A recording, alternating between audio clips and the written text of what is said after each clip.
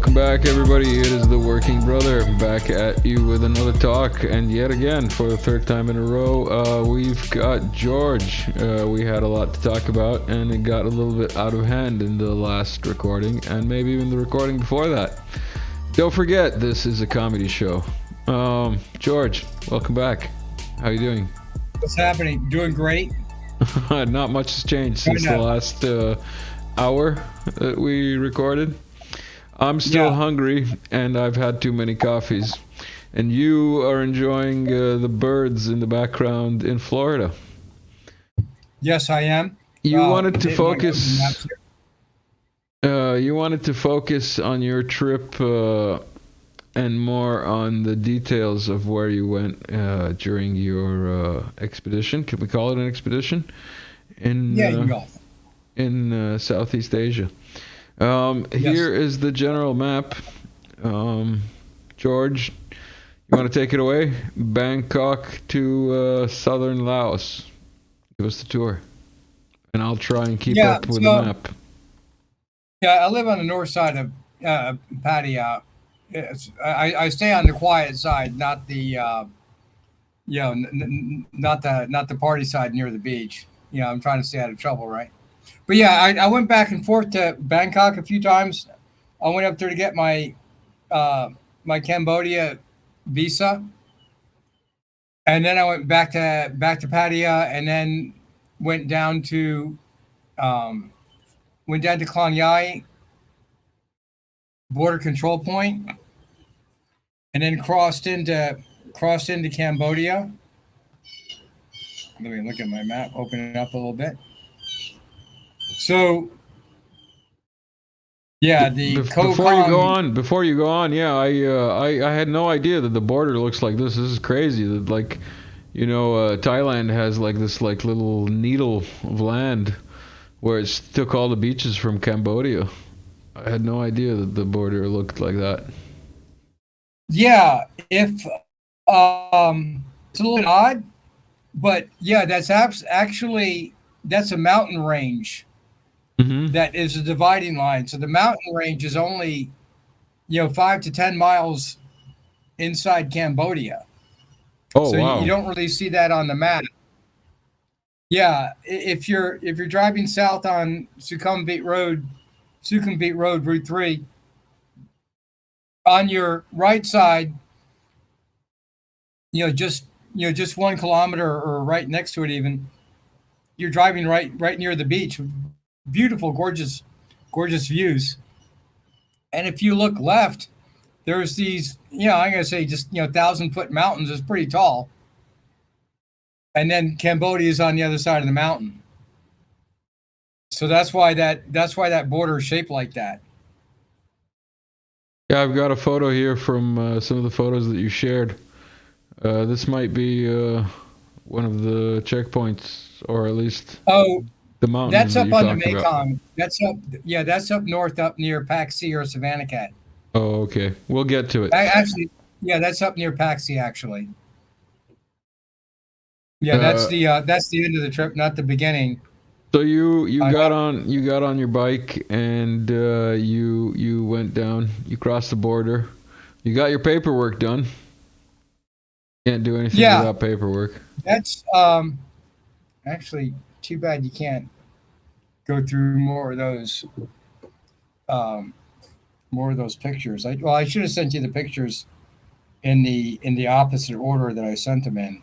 The order's jumbled. You can go through this by. I think the best way would be like to give us the overview of like the path that you took, and then we'll look through the photos that you sent me, and you can give us the backstory onto each. What do you think about that idea? While you browse your phone. Yeah, well, let's just go over the route first. So you went down past this checkpoint. Does it have any significant historical value or significance? No, not really. But I was just going, and I went ahead and did it at night. I probably should have stopped and gone in the morning. But anyway, they're just that road is all torn up. So it was more of a dirt road, compact, gravel road, because they would hack up a few kilometers I'm and sorry, build I, a I giant. gotta interrupt. That bird in the background really wants a shout out. So shout out to the bird in the background for the Florida local birds in George's background, who's been Yeah. vocal since like every time we start recording, it just shouts out to itself. Um, it wants to be on the record. So yeah, tell us more about this road as I zoom in and out of this map. Yeah. Where am I here?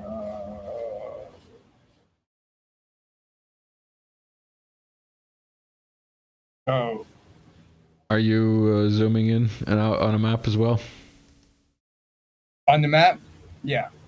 I just want to alert people that Cambodia has the National Mega Forest Area. That is one hell of a cool name for a national park. The National Mega Forest Area.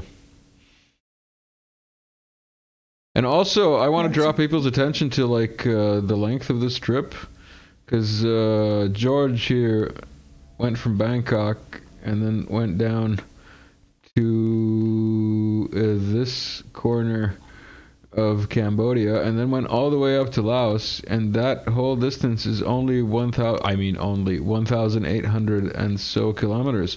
I somehow expected it to be much larger. Oh, George? yeah. Whatever. I mean, I it's mean, on a it's map not, it looks larger. oh, yeah. But yeah, the point here is I wanted to look at Sihanoukville because it's a Chinese. Sihanoukville is a Chinese city in Cambodia. That's this one It's down here at the bottom, right? yeah, Next to and then Reem National Park and Reem Base, yeah? yeah, yeah. Sihanoukville. It's a bunch of gambling casinos and things like that in Cambodia. Mm-hmm. And then at Reem Beach, they have a naval base that they're building. Mm-hmm.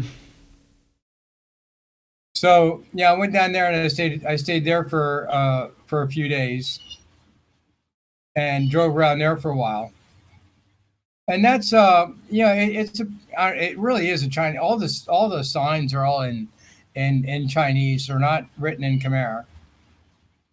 But yeah, so I stayed there for a few days, drove around, and then left and went to Phnom Penh. So go ahead and zoom back out. Yeah, yeah. I tried to actually go. I tried to go east, actually, towards towards Vietnam, Mm-hmm. and take Route 3 around to Phnom Penh, going south. Yeah. But the roads were all torn up and really gravelly and rocky. So I went. I took ended up taking Route 4, Mm-hmm. kind of backtracking a little bit and taking Route 4 into Phnom Penh. Yeah. And what's fascinating there is the outskirts of. There's a whole bunch of just kind of low tech industries that are just uh, being shipped from China or What do you classify as low tech industry? Like making buttons, for example? oh yeah, just small plastic things, textiles,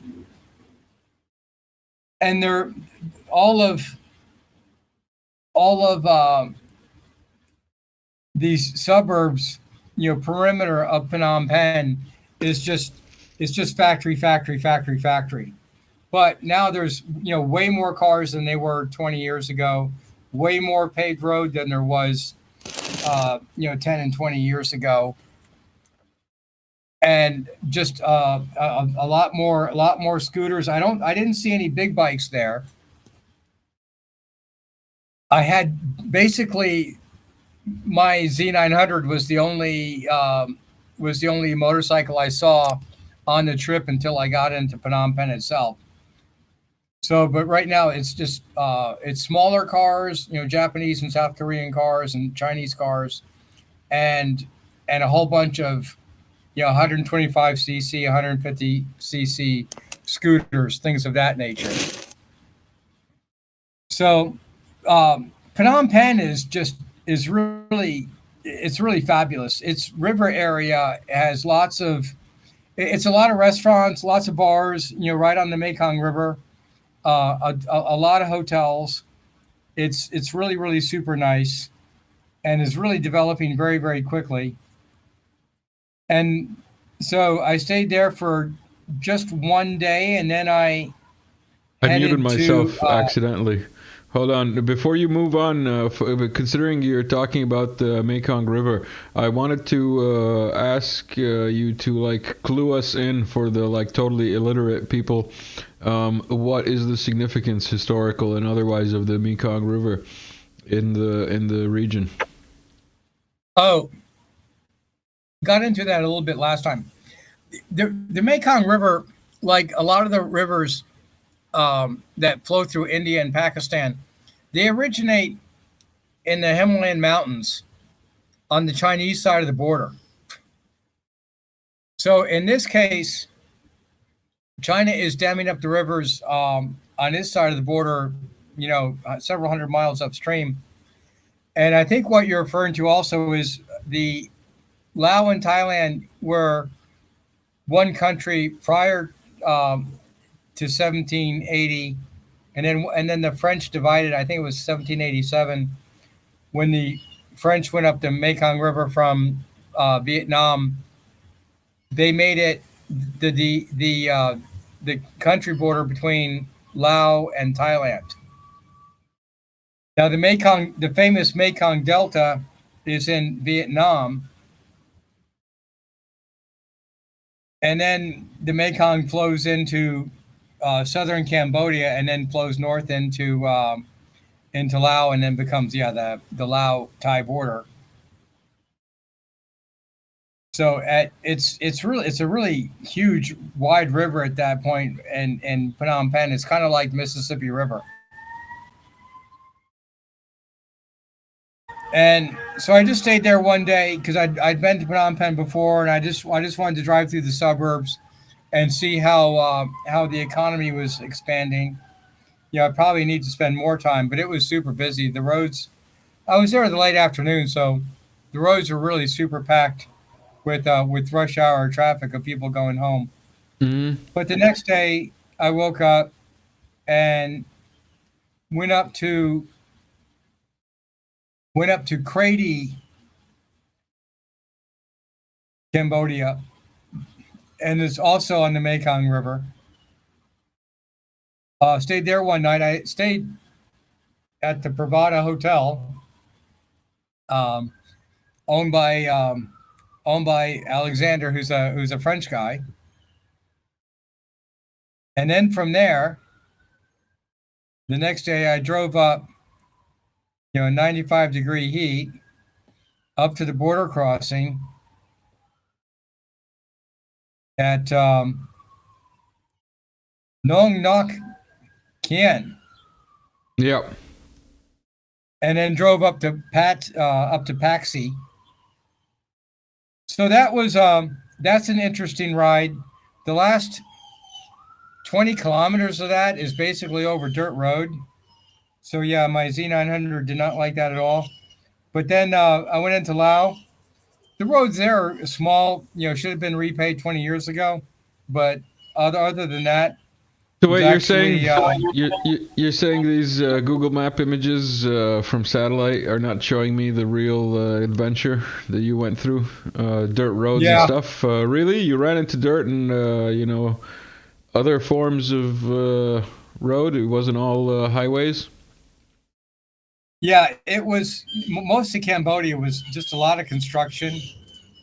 I ended up, or the roads don't have paved shoulders, and the significance of that is, if you ever drive in Southeast Asia, the small scooters are supposed to drive in the shoulders. The cars and trucks and buses are supposed to drive in the main lane. So if you're on a 2-lane road, cars will frequently be passing in the main lane, and they expect you to move over to the shoulder. Hmm. So if you're not used to that, you'll be freaking out that someone's coming straight at you in the other lane. But that's because they expect you to be, it doesn't matter whether you're on a a 125cc scooter or a 1250 GS BMW, they expect you, if you're on two wheels, to be over in the shoulder.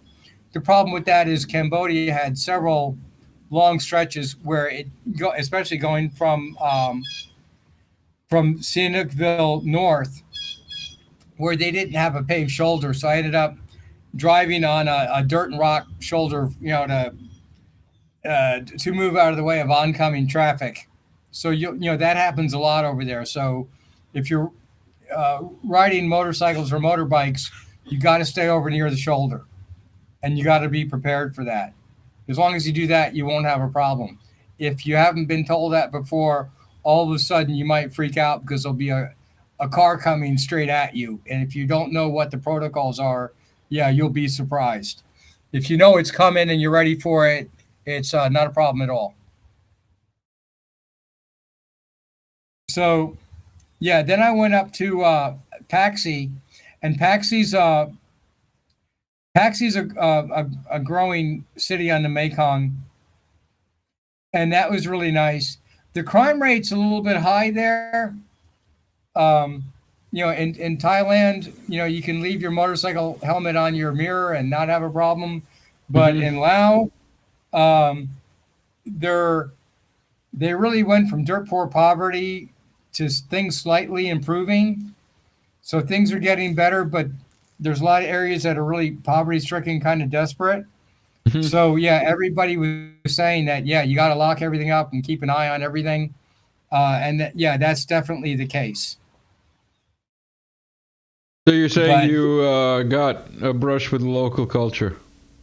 yeah, yeah, not that big of a deal. I got another helmet. Well, boy, I could. The problem is I couldn't replace that helmet. I had to get a cheap helmet to finish the rest of the journey, and it didn't have my GoPro set up on it.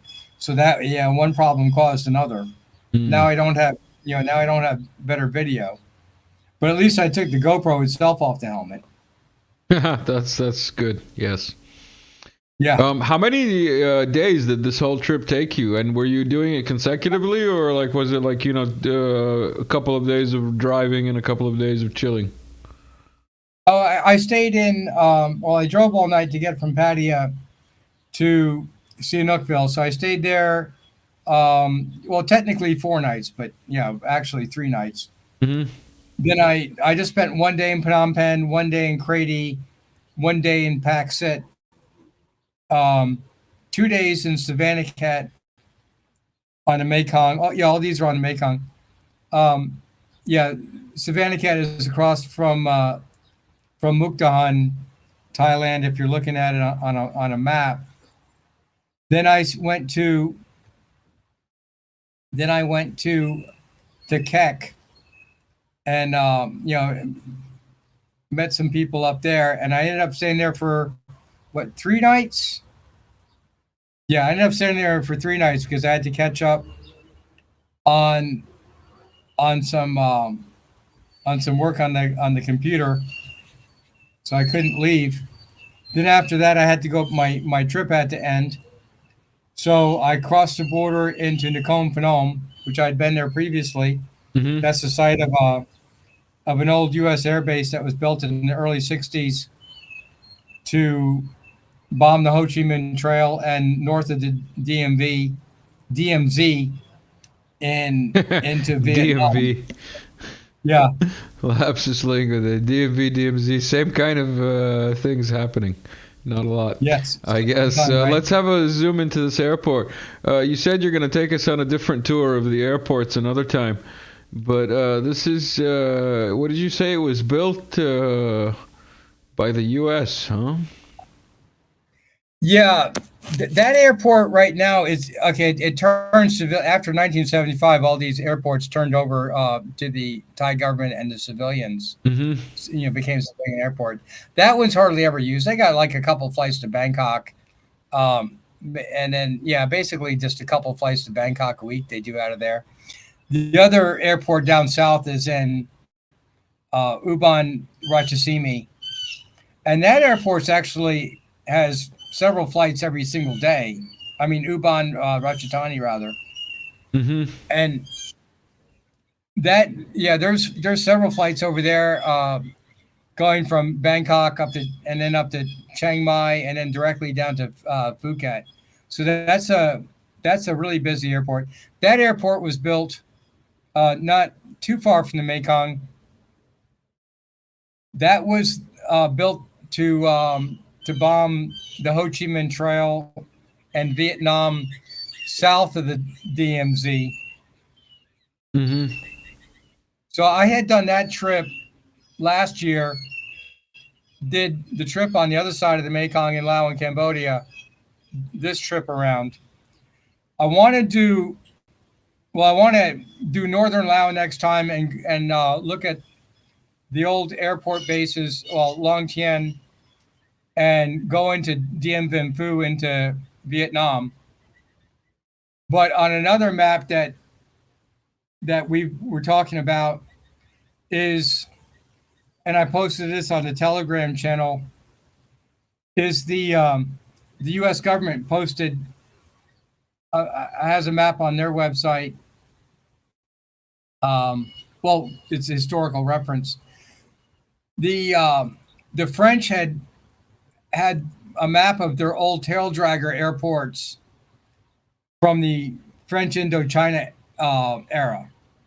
So the United States kind of took over some of those.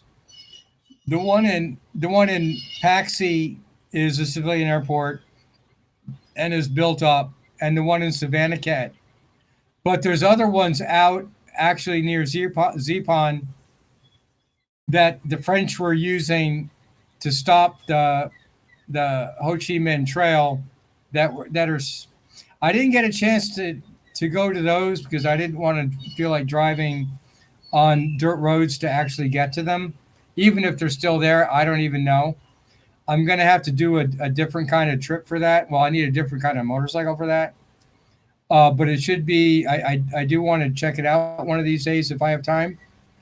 But I did go back and forth between, I didn't take the time to do the Paxi Loop, which would have taken, which you can go all the way to the Vietnamese border near Zayden, and you'd be crossing into the border control point. You know, just looking at the map at Phu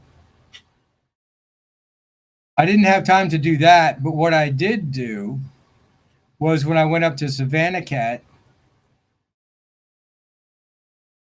I went to the Vietnamese border.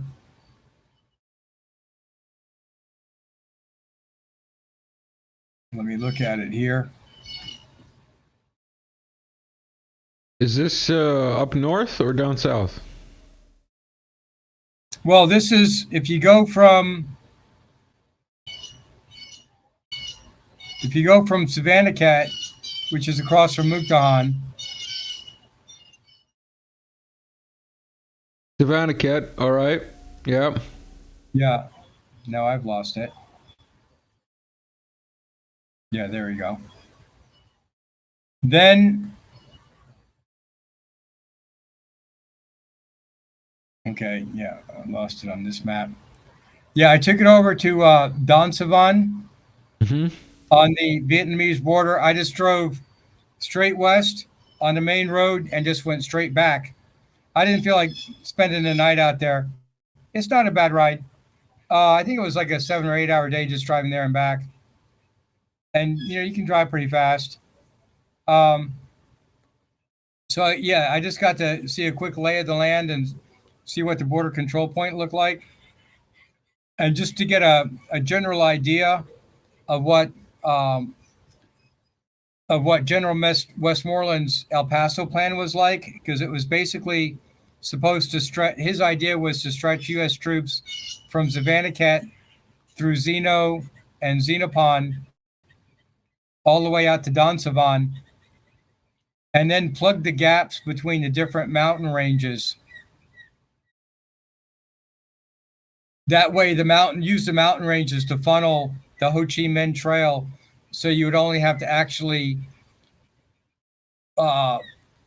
guard, 10 miles here and 5 miles there, rather than the whole Vietnamese, Lao, and Cambodian border that the United States ended up doing, and ended Remind up to me, be. remind me what you said the plan was called. Maybe we can get a picture of it online, like a map of it.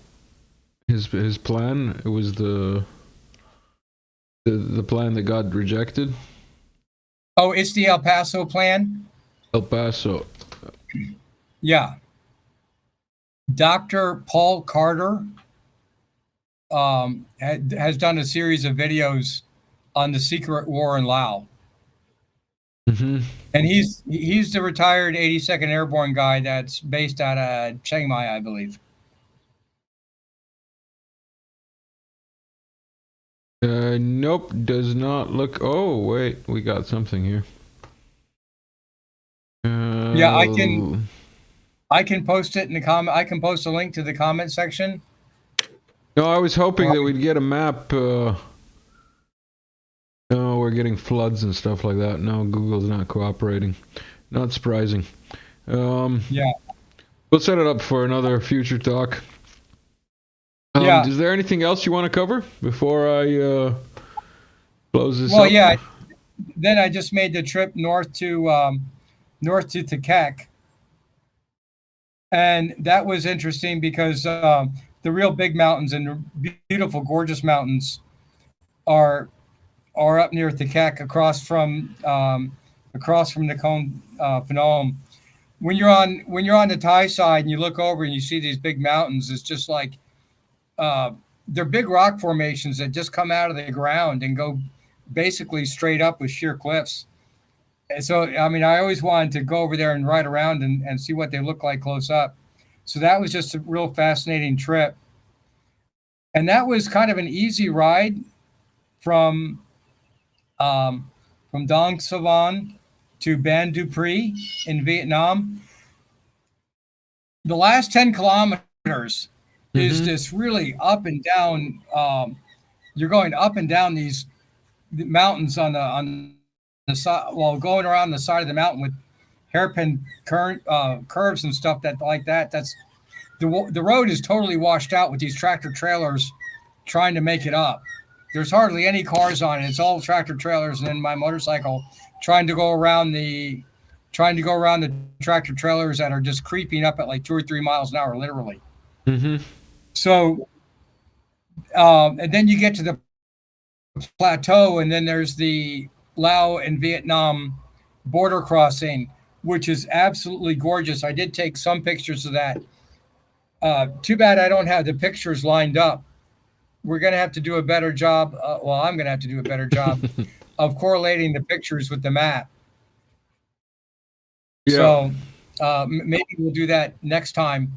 But yeah, what I was looking at there was to see for the Chinese to take full advantage of developing Cambodia. They're going to have to build roads and railroads through this portion of Laos. So I didn't really see too much evidence that they were starting that project, but there's a lot of road building, both from Western funding sources and Chinese funding sources in Cambodia, but not necessarily Laos yet.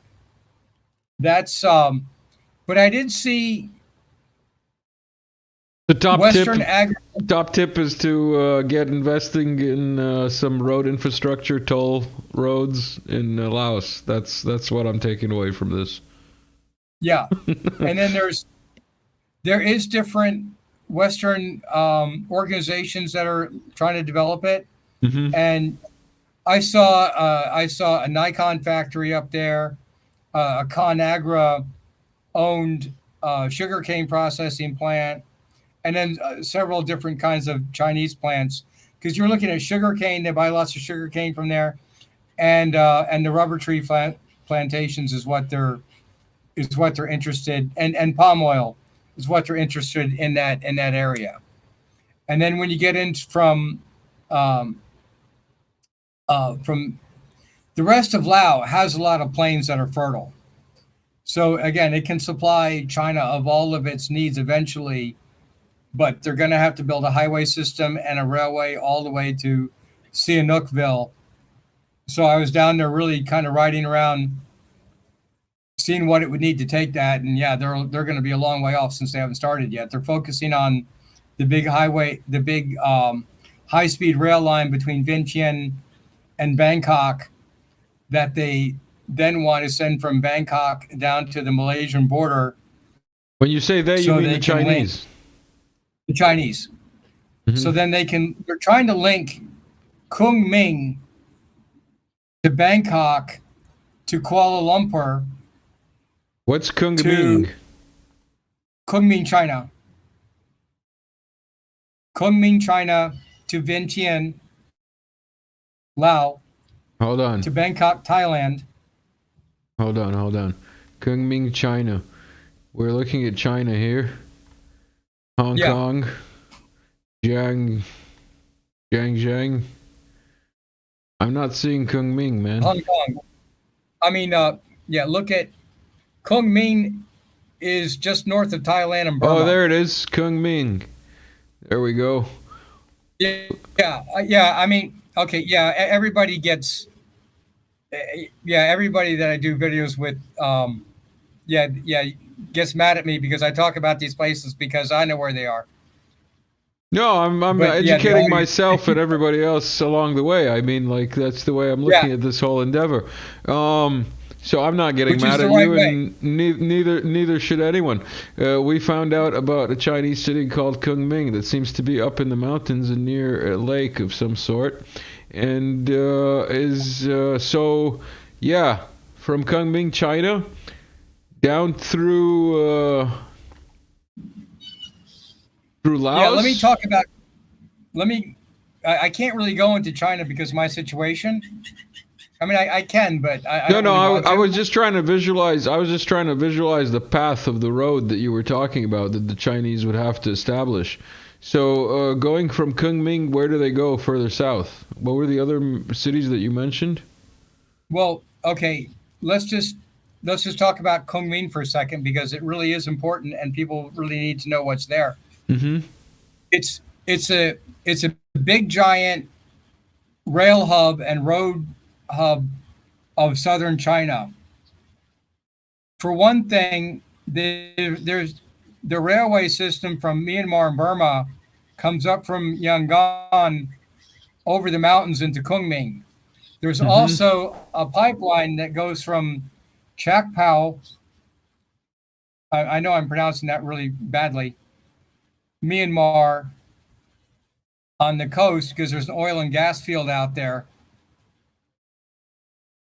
And that goes up to, there's an oil and gas pipeline that goes all the way from the Indian Ocean there, all the way up to Mandalay, Myanmar, then goes over the mountains into Kunming, China. Mm-hmm. So then you have the Myanmar, Thai, Lao border up near Chiang Rai. Yeah. Then you have Lao that goes north. Mm-hmm. So the idea is Kunming's already connected to the Indian Ocean on the west side of the Malay Peninsula. So now they need road and infrastructural projects that go down to the east side of the Malay Peninsula, which means it has to terminate into the Gulf of Thailand. That way they have ports and railroads and pipelines on both sides of the Malay Peninsula so they don't so they don't have to go through the Straits of Malacca. Mm-hmm. Mm-hmm. They can offload on either side of the Malay Peninsula. That's what they're trying to do with the Belt and Road system. If I'm not mistaken, the Straits of Malacca are at Singapore, right? Yeah, down towards Singapore. Yeah, exactly. Yeah. Between Kuala Lumpur and Singapore, between the Malay Peninsula and the island of Sumatra. Mm-hmm. Mm-hmm. So The project, okay, so the pipeline and railroad system from Burma on the west side of the Malay Peninsula, that's finished years ago. That's been operational.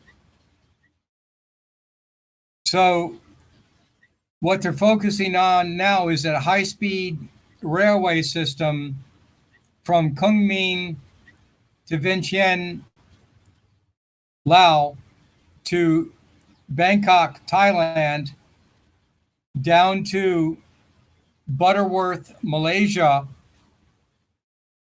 Then from Butterworth, that's along the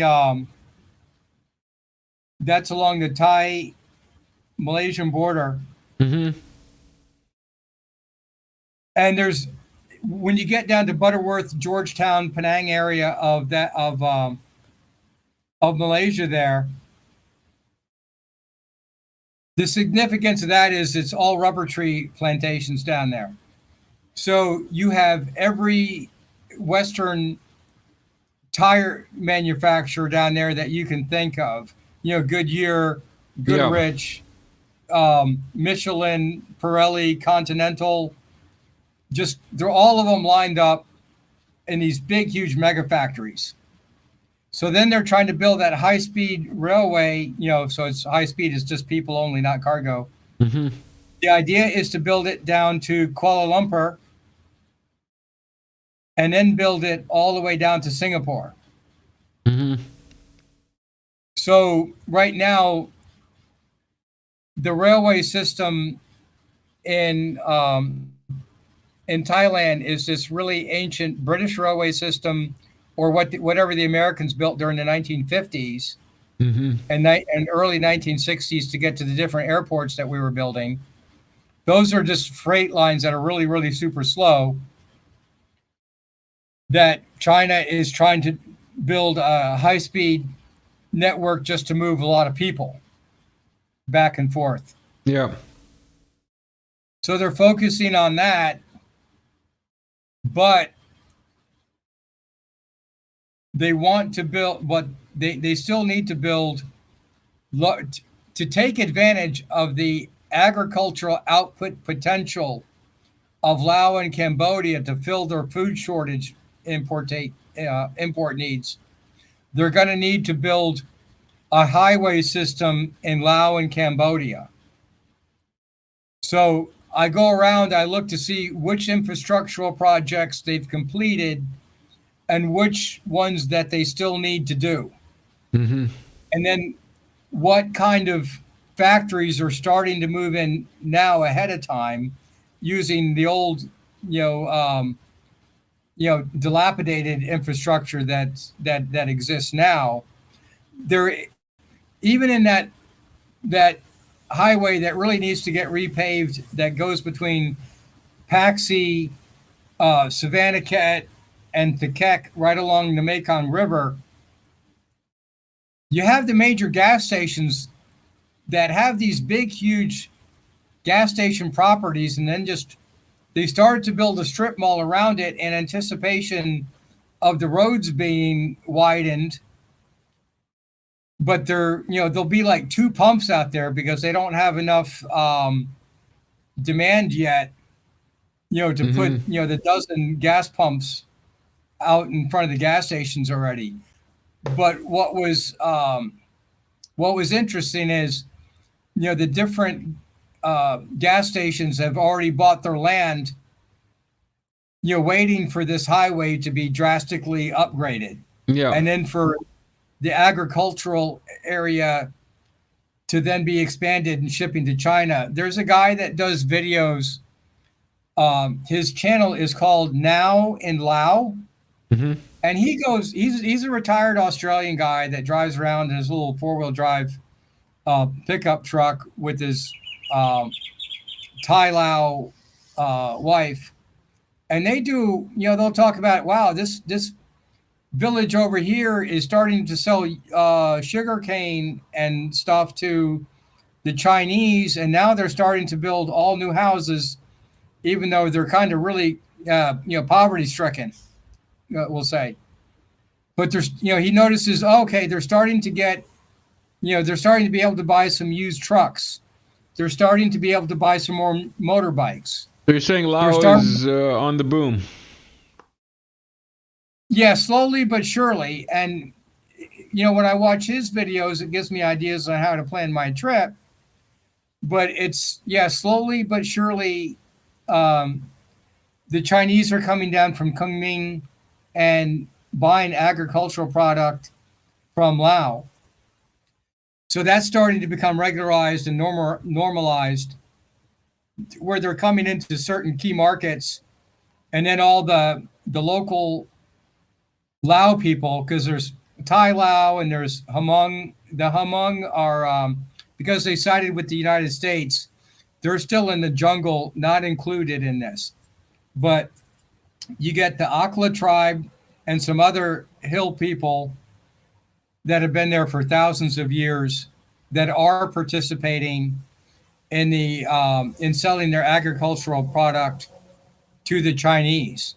So you're starting to get them coming into certain markets in their area, and then the Chinese just come down with their trucks and go back up. So that's slowly but surely developing. But yeah, they need a massive highway upgrade to get that to work. But to get the whole Belt and Road project going, they really need a railway system that goes from Vientiane down the Mekong River and down to Sihanoukville. Mm-hmm. That, of course, is going to be, if they started it now, that's going to take 10 years to complete, right? So I'm I'm looking at that as far as they really need a railway system to really move Laos and Cambodia forward. But a good repaved highways would certainly help. Yeah. Well, considering what you said about those gas stations, that gives me hope that there are some long-term plans. And knowing what the Yeah, Chinese have done within China and across Africa with paving roads and building railroads everywhere they go, I can imagine that you might be surprised by the next time you go visit Laos. Um, yeah. is there anything else that you would like to cover, George? Considering No, that's pretty good. Because I just really want to just cover, yeah, the historical and why the Ho Chi Minh Trail is going to become more important in the future too, not just the past. Mhm. So, but next time I'll have better footage. I'll have a better motovlogging set up, and I'm just going to have the motovlog as I drive around, even though I have no idea how to do that.